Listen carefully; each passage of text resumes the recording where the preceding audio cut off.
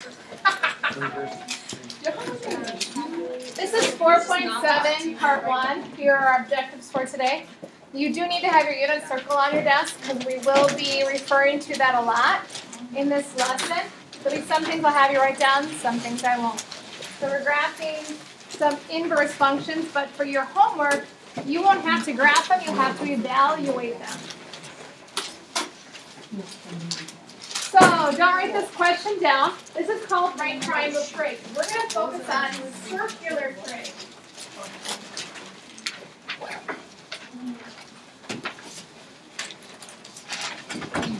So, in right triangle trig, how did we find the angle theta?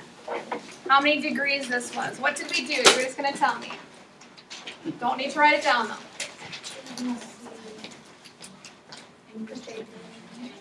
The Pythagorean theorem? We did sine, cosine, tangent. You identify the two sides that you're working with, opposite and adjacent. So of the three trig functions, which one would you choose? Sine, cosine, or tangent? Tangent. To review, the tangent of any angle is opposite over adjacent. So if I substitute in the sides that I have been given, 5 and 6, the tangent of theta equals 5 over 6. How do you find the angle measure? Inverse it, yes. So to find the angle, I take the tangent inverse of 5, 6. Turn your calculators on, change it to degree mode, and tell me what the angle of this is. The tangent inverse.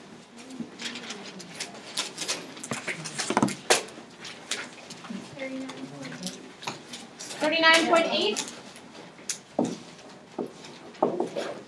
You could also find it in radian measure. We wouldn't do that in this case because we're talking about triangles. Triangles we work with degrees instead of radians.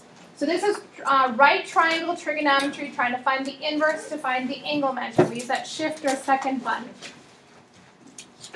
This next piece of the slide, I don't want you to write down. I just want to review how we graphed sine and cosine functions. So we would use our unit circle.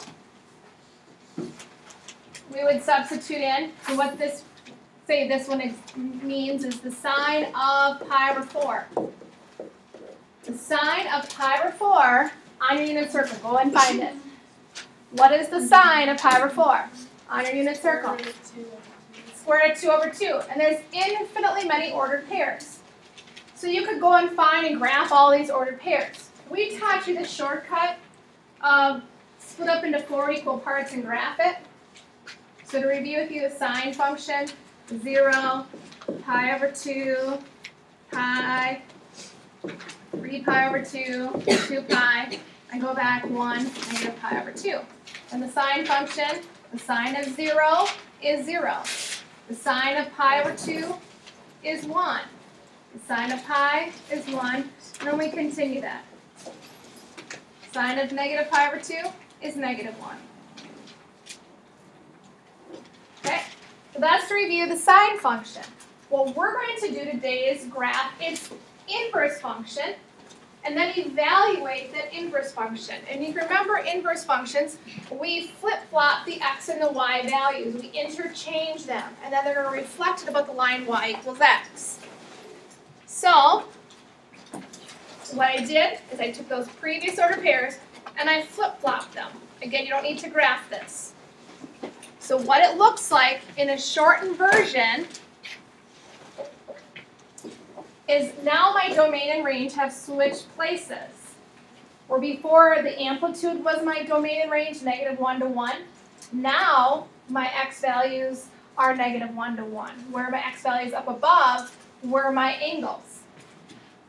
Then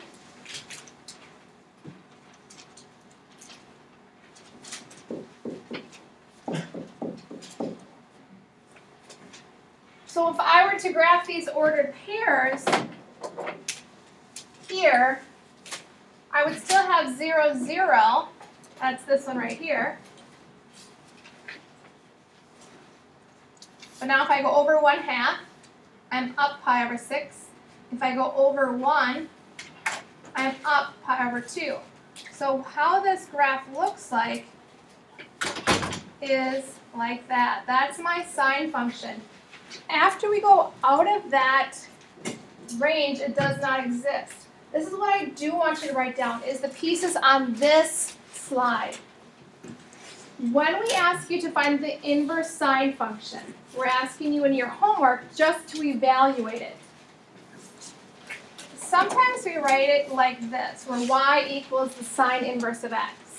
Or sometimes the book will write it like this, y equals the arc sine of x. They mean the exact same thing, just two different notations. Notice the domain and the range restrictions. For the domain on my arc sine, it goes between -1 and 1. My range of values for my arc sine function is from -pi/2 to pi/2. Those two pieces, the domain and the range, will become very important to you when you evaluate the inverse sine functions. So you need to know those two pieces specifically, the domain and the range. You have to memorize them. Then below, I graphed them. You don't have to take the time to graph the sine and the inverse sine function, but I just want you to see what happens is we take those pieces in the red, and there then on the right equation is the inverse sine. So again, don't need to graph them, but make sure you know the domain and the range for our arc sine. And then on the next slide, we're going to go ahead and practice it more, what you'll see in your homework today.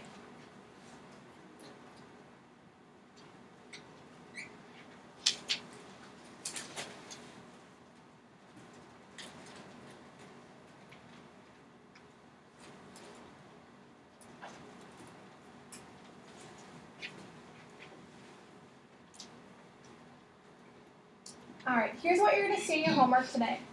They're going to ask you to evaluate the inverse sine, the inverse cosine, or the inverse tangent. And you have to pay particular attention to what the domain and range of each of those inverse functions are. So when I ask you this first question, what is the arc sine of -1/2? This represents the domain. So to review, the domain of the arc sine can go anywhere from -1 to 1. So what we're going to look at on the unit circle is what is the signs of the traditional unit circle? When is it -1/2? So in the traditional unit circle, there are a couple places that the sine of some angle equals -1/2. What we want to have happen is we're going to get an angle measure here. And this angle measure, for this first part of our homework, we want it just to be in radian measure.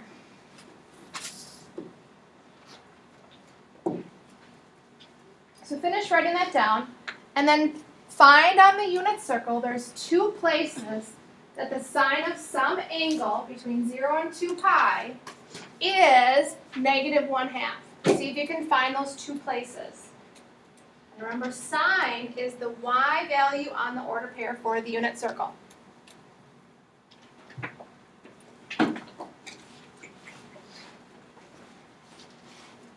Did you find it? Where are the two places on the unit circle where you have the sine be -1/2? 210 degrees. 210 degrees? Tell me it in radian measure. Is that the 7 pi over 6? 7 pi over 6, yep. And what's the other one? 11 pi over 6. Yep. So in this third quadrant is an angle 7 pi over 6.